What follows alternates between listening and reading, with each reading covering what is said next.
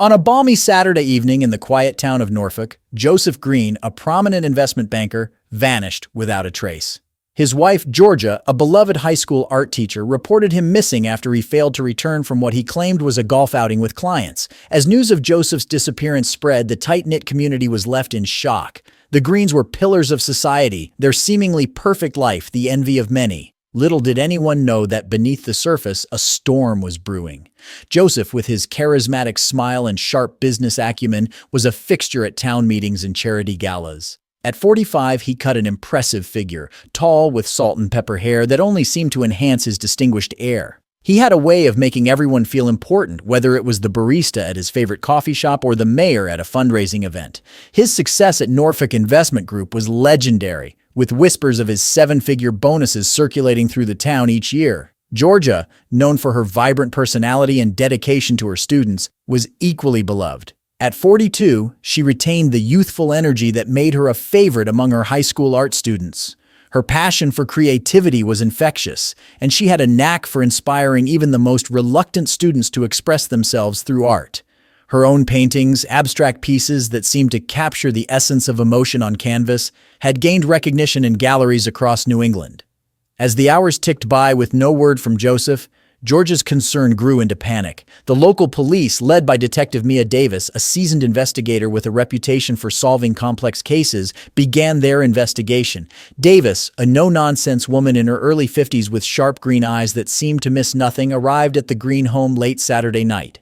She found Georgia surrounded by concerned friends and neighbors, the living room a hub of worried whispers and speculation. Davis started by interviewing Georgia, who recounted the events of the day. According to her, Joseph had left early that morning dressed in his golf attire and carrying his clubs. He had mentioned a game with some important clients, but hadn't provided any specifics. This wasn't unusual. Joseph often kept the details of his business dealings to himself. "He was in a good mood," Georgia said, her voice trembling slightly. "He kissed me goodbye and said he'd be home in time for dinner. We were supposed to go to the new French restaurant in town." She paused, twisting the gold wedding band on her finger. "He never misses our date nights. Never." As Davis probed deeper, she noticed subtle inconsistencies in Georgia's story. The art teacher seemed nervous, her hands fidgeting as she spoke. When asked about their relationship, Georgia hesitated before describing it as good, but her eyes told a different story. Davis made a mental note to dig deeper into the Greens' personal lives. The detective's next stop was Joseph's office at Norfolk Investment Group. The modern glass and steel building stood in stark contrast to the town's quaint architecture, a symbol of progress and prosperity. Joseph's corner office on the top floor offered a panoramic view of the town he had called home for over 2 decades. His secretary, a sharp-eyed woman named Janet, seemed genuinely surprised by Joseph's disappearance. She had worked for him for 15 years and prided herself on knowing his schedule better than he did. "Mr. Green is a creature of habit," she told Detective Davis. "He's always the first one in and the last to leave. For him to just not show up, it's not like him at all."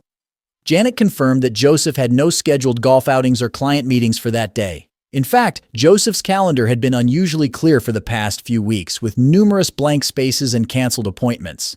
This struck Davis as odd. A man in Joseph's position should have had a packed schedule, especially nearing the end of the fiscal quarter. As day turned to night and then to another day, the search for Joseph Green intensified. Volunteers combed the local golf courses and surrounding areas. Flyers with Joseph's photo appeared on every street corner and shop window.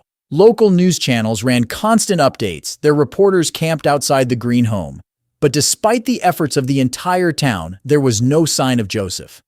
The disappearance of such a prominent figure sent shockwaves through Norfolk.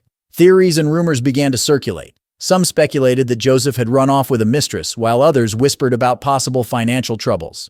A few even suggested foul play, though most found it hard to imagine who would want to harm the well-liked investment banker.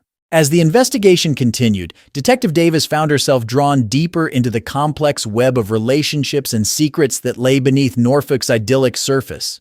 She couldn't shake the feeling that the key to Joseph's disappearance lay hidden in the very community that was now desperately searching for him. 3 days after Joseph's disappearance, as hope began to wane, a jogger made a grisly discovery in Oakwood Park, just a mile from the Green residence. Hidden in a thicket of bushes lay Joseph's body, a single gunshot wound to his chest. The discovery sent shockwaves through Norfolk, transforming a missing person case into a homicide investigation. Oakwood Park, with its winding trails and dense foliage, had always been a favorite spot for Norfolk's nature enthusiasts. On this particular morning, the park was shrouded in a light mist, lending an eerie atmosphere to the scene. The jogger, a local librarian named Mark Thompson, had veered off his usual path, drawn by an unusual smell. "At first I thought it might be a dead animal," he later told reporters, his voice shaking. "But then I saw the shoe sticking out from under the leaves. I'll never forget that moment. It was like time stood still. I knew it was him. I knew it was Mr. Green." Detective Davis arrived at the scene within minutes of the 911 call. The area was quickly cordoned off, yellow crime scene tape creating a stark contrast against the lush greenery. Forensic teams descended on the park, their white suits moving methodically through the underbrush. As Davis surveyed the crime scene, she knew she was dealing with no ordinary murder. Joseph's body was partially concealed, suggesting an attempt to hide the crime. He was still dressed in the golf attire he had been wearing when he left home 3 days earlier, though it was now dirty and torn in places. His expensive watch and wedding ring were still in place, ruling out a simple robbery gone wrong. The single gunshot wound to his chest told a story of deliberate, targeted violence. "What we're looking at here," Davis told her team, "is not a random act. This was personal. Someone wanted Joseph Green dead, and they went to great lengths to cover it up." As the forensic team worked, Davis began to piece together a timeline. Based on the state of decomposition, the medical examiner estimated that Joseph had been dead for at least 48 hours. This meant he was likely killed shortly after leaving his home on Saturday morning. But if that was the case, why dump the body in the park? And why wait 3 days to do so? The news of Joseph's death spread through Norfolk like wildfire. Within hours, a crowd had gathered at the edge of the park, held back by a line of somber-faced police officers. Shocked residents huddled together, their faces a mix of horror and morbid curiosity. The town that had prided itself on its safety and community spirit was now the scene of a brutal murder. Among the onlookers, Davis spotted Georgia, supported by her mother, Dolores Miller. The widow's face was a mask of grief, her eyes red-rimmed and vacant. Dolores, a striking woman in her early 60s with a mane of silver hair, held her daughter close, her own expression a mix of sorrow and something else, concern, guilt. Davis made a mental note to interview both women again in the light of this new development. As the body was carefully removed and transported to the medical examiner's office, Davis began the painstaking process of piecing together Joseph's final hours. Who had seen him last? Where had he really been going that morning? And most importantly, who had wanted Joseph Green dead? The discovery of Joseph's body marked a turning point in the investigation. What had begun as a missing person case had now become a hunt for a killer. As Davis watched the crime scene technicians methodically collect evidence, she knew that somewhere in this picturesque town, a murderer was walking free. The race to uncover the truth had begun, and the clock was ticking. The autopsy, conducted by the county's chief medical examiner, Dr. Evelyn Woods, revealed crucial details about Joseph's death. The sterile environment of the morgue stood in stark contrast to the lush park where Joseph's body had been found. As Dr. Woods worked, the harsh fluorescent lights cast a clinical glow over the proceedings, illuminating every detail of the grim tableau. The cause of death was clear: a single gunshot wound to the chest from a .38 caliber handgun. The bullet had narrowly missed Joseph's heart, tearing through the left lung and causing massive internal bleeding. Death would have occurred within minutes, though not instantaneously. Joseph would have had time to realize what was happening to him, a thought that sent a chill down Detective Davis's spine. Dr. Wood's report painted a vivid picture of Joseph's final moments. "The angle of the entry wound suggests the shooter was slightly shorter than the victim," she noted, her voice calm and professional despite the gruesome nature of her work. "The lack of powder burns indicates the shot was fired from at least 3 feet away. This wasn't a struggle or a point-blank execution. The killer maintained some distance." But it was the other findings that truly piqued Detective Davis's interest. Trace evidence suggested that the body had been moved post-mortem, confirming her initial suspicions at the crime scene. Fibers found on Joseph's clothing didn't match those from Oakwood Park, indicating he had been killed elsewhere and dumped in the park later. "See these abrasions on his back and legs?" Dr. Woods pointed out. "These are consistent with the body being dragged. Whoever moved him struggled with the weight. I'd say we're looking for someone of average to below average strength." Most intriguingly, the medical examiner found lipstick smudges on Joseph's collar, a shade that didn't match his wife's usual color. This detail would prove crucial as the investigation unfolded. DNA samples were taken from the lipstick and sent for analysis, a process that would take several days. The lipstick was applied post-mortem, Dr. Woods explained.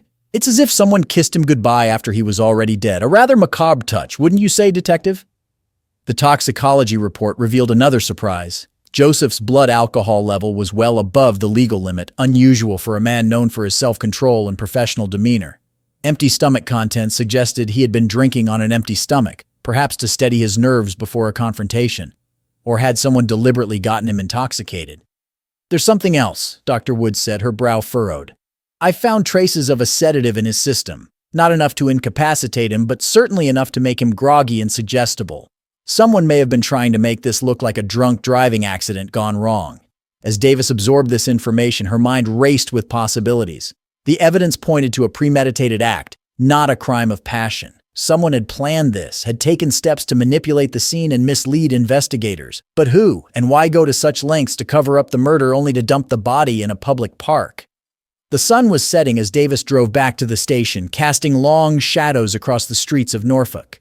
The town seemed different now, its quaint charm tainted by the knowledge that a killer walked among its residents.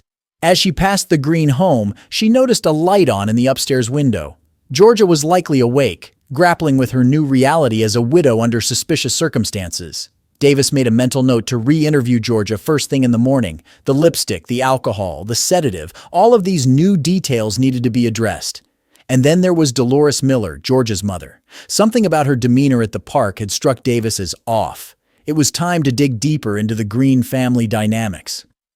As she pulled into the station parking lot, Davis steeled herself for the long night ahead. Somewhere in the growing pile of evidence and testimonies lay the key to solving Joseph Green's murder. It was her job to find it, no matter how deep she had to dig or how many small-town secrets she had to uncover in the process. As Detective Davis delved deeper into Joseph's personal life, a sordid tale began to unfold, one that would shake the foundations of Norfolk's seemingly idyllic community. The frequent late-night phone calls and clandestine meetings painted a picture of a relationship that went far beyond the boundaries of propriety. The first breakthrough came from an unexpected source. Mildred Abernathy, a retired schoolteacher known for her insomnia and penchant for late-night walks, came forward with a startling revelation. She had seen Joseph's distinctive black Mercedes parked outside a quaint cottage on the outskirts of town on multiple occasions, often late at night or in the early hours of the morning. I didn't think much of it at first, Mildred told Detective Davis, her weathered hands clutching a cup of tea. But it was always the same pattern. He'd arrive after midnight, park down the street, and sneak up to the cottage. I'd see him leave just before dawn, looking, well, disheveled is the polite way to put it. The cottage, as it turned out, belonged to none other than Dolores Miller, Georgia's mother. This revelation sent shockwaves through the investigation team. Dolores, a widow in her early 60s, had always been something of an enigma in Norfolk.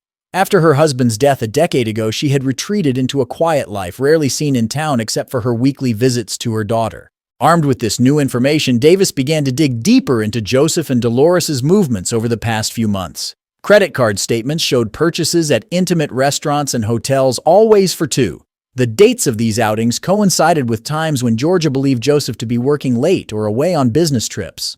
One such receipt stood out, a charge for a romantic weekend getaway at a luxury resort in the Berkshires dated just 2 weeks before Joseph's death.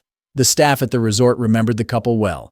They were very affectionate, recalled the concierge, a young man who blushed slightly at the memory. We assumed they were newlyweds, given the age difference. They spent most of their time in their room, if you know what I mean. The truth was as shocking as it was heartbreaking. Joseph and Dolores had been engaged in a clandestine affair for months. The betrayal cut deep, not just for Georgia, but for the entire community that had held the Greens in such high regard. Further investigation revealed that the lipstick found on Joseph's collar during the autopsy matched a shade found in Dolores's home. DNA analysis confirmed that the lipstick traces belonged to Dolores, providing irrefutable evidence of their intimate relationship. As news of the affair leaked to the press, Norfolk was thrown into a frenzy of gossip and speculation. How could Dolores betray her own daughter in such a manner? And how had Joseph, once seen as the perfect husband and son-in-law, fallen into such a scandalous relationship? Detective Davis's investigation uncovered a trail of evidence that painted a vivid picture of the affair's progression. 1. The affair had begun approximately 8 months before Joseph's death. Their first encounter occurred at a charity gala, where Dolores, recently returned from a trip to Europe, had caught Joseph's eye with her sophisticated charm. 2. Their initial meetings were discreet, coffee shops in neighboring towns, brief encounters in public parks. But as their passion grew, so did their recklessness. 3. Joseph had set up a secret email account to communicate with Dolores. The recovered messages revealed a relationship that was intense and all-consuming. "My darling," one email from Joseph read, "I count the minutes until I can hold you again. Our love may be forbidden, but it's the only thing that feels real in my life." 4. Financial records revealed a series of large deposits into Dolores's account, totaling nearly $250,000 over the past 6 months. These were revealed to be gifts from Joseph, perhaps out of guilt or as a way to ensure Dolores's financial security. 5. Dolores had begun to pressure Joseph to leave Georgia. In one heated email exchange, she wrote, "I'm tired of being your dirty little secret. If you love me as you claim, prove it. Leave her." 6.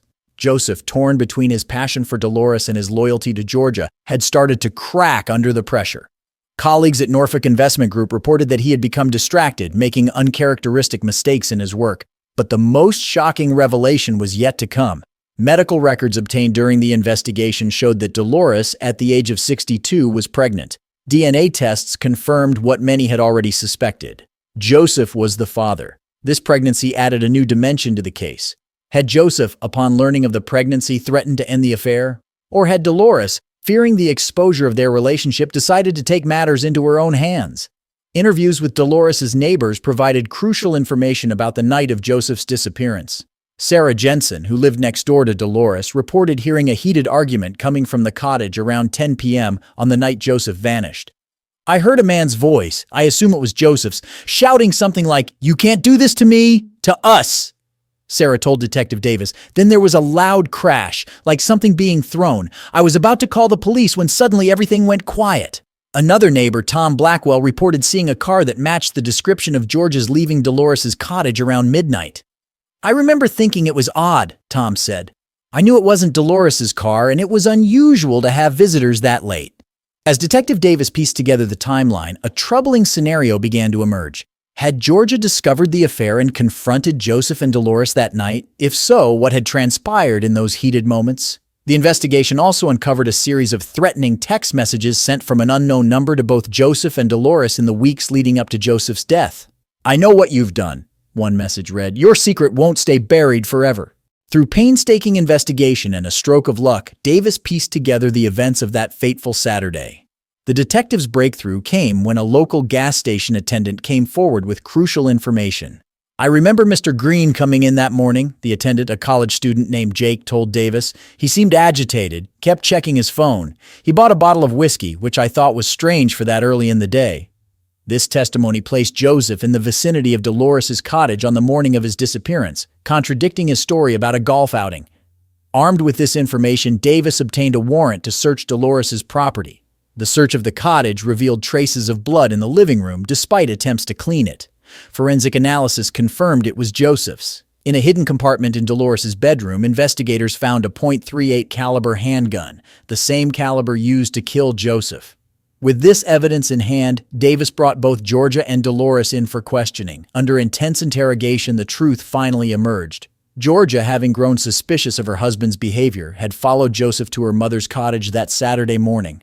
There, she witnessed an intimate moment between her husband and mother that confirmed her worst fears. In a haze of betrayal and rage, Georgia confronted the lovers.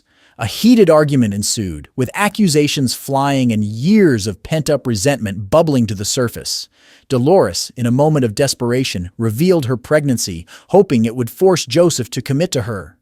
As the confrontation escalated, Georgia retrieved Joseph's gun from their car, which she had driven to the cottage. In the chaos that followed, the gun went off, striking Joseph in the chest. Whether Georgia had intended to use the weapon or if it had discharged accidentally remained a point of contention. Panicked and in shock, Georgia and Dolores made a fateful decision. They moved Joseph's body to Oakwood Park, hoping to buy time and obscure their involvement. The two women, bound by blood but torn apart by betrayal, became unlikely conspirators in covering up Joseph's death. "I didn't mean to shoot him," Georgia sobbed during her confession. "I just wanted the truth. When I saw them together, when I heard about the baby, I lost control." Dolores, for her part, admitted to helping conceal the crime. "I couldn't lose my daughter," she said, her voice barely above a whisper. "Not after everything. I thought we could make it all go away." The truth of the Green affair had finally come to light, revealing a tragedy of Shakespearean proportions. A respected family man's secret life, a mother's betrayal of her daughter, and a moment of passion that ended in death. All the elements of a classic tragedy played out in the quiet town of Norfolk. The trial of Georgia Green became a media sensation, drawing attention far beyond the borders of Norfolk. The small-town courthouse was besieged by reporters and curious onlookers, all eager to catch a glimpse of the woman at the center of the scandal. The prosecution, led by the ruthless district attorney Vincent Harding, painted Georgia as a scorned woman out for revenge. They argued that the killing was premeditated, citing the fact that Georgia had brought the gun with her to the confrontation. "Ladies and gentlemen of the jury," Harding began his opening statement, "this is a case of cold-blooded murder. Georgia Green didn't just kill her husband, she executed him in a fit of jealous rage." Harding brought forward evidence of Georgia's suspicious behavior in the weeks leading up to Joseph's death. Bank records showed she had withdrawn a large sum of cash, which the prosecution argued was preparation for going on the run.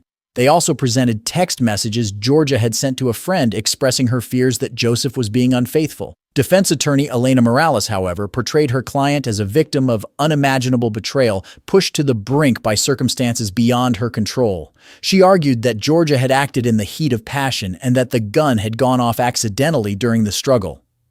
"My client is not a murderer," Morales countered. "She is a woman who found herself in an impossible situation, betrayed by the two people she trusted most in the world."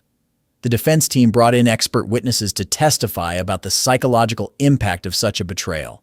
They argued that Georgia had been in a state of extreme emotional distress, incapable of forming the intent necessary for murder.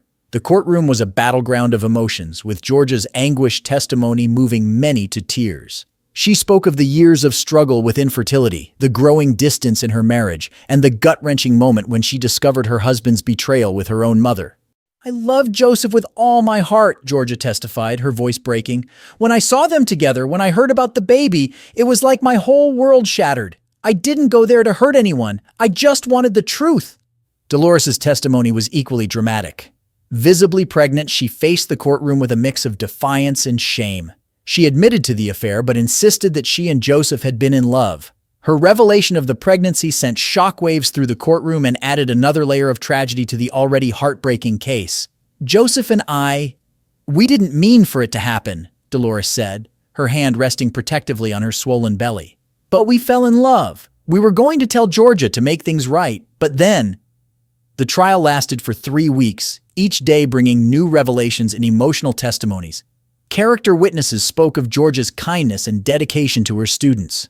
Joseph's colleagues painted a picture of a man living a double life, torn between his responsibilities and his desires. In his closing argument, D.A. Harding appealed to the jury's sense of justice. "Don't let sympathy cloud your judgment," he urged. "Georgia Green had choices. She chose to confront her husband with a loaded gun. She chose to cover up her crime, and now she must face the consequences of those choices." Defense attorney Morales, in her final plea to the jury, emphasized the extraordinary circumstances of the case. "This is not a story of premeditated murder," she argued. "This is a tragedy born of love, betrayal, and human frailty. Georgia Green has already lost everything. Don't make her lose her freedom too." After 3 days of intense deliberation, the jury returned with their verdict. The courtroom fell silent as the foreman stood to deliver their decision. "On the charge of first-degree murder, we find the defendant, Georgia Green, not guilty." A collective gasp went through the courtroom. Georgia slumped in her chair, tears streaming down her face. "On the charge of voluntary manslaughter, we find the defendant guilty."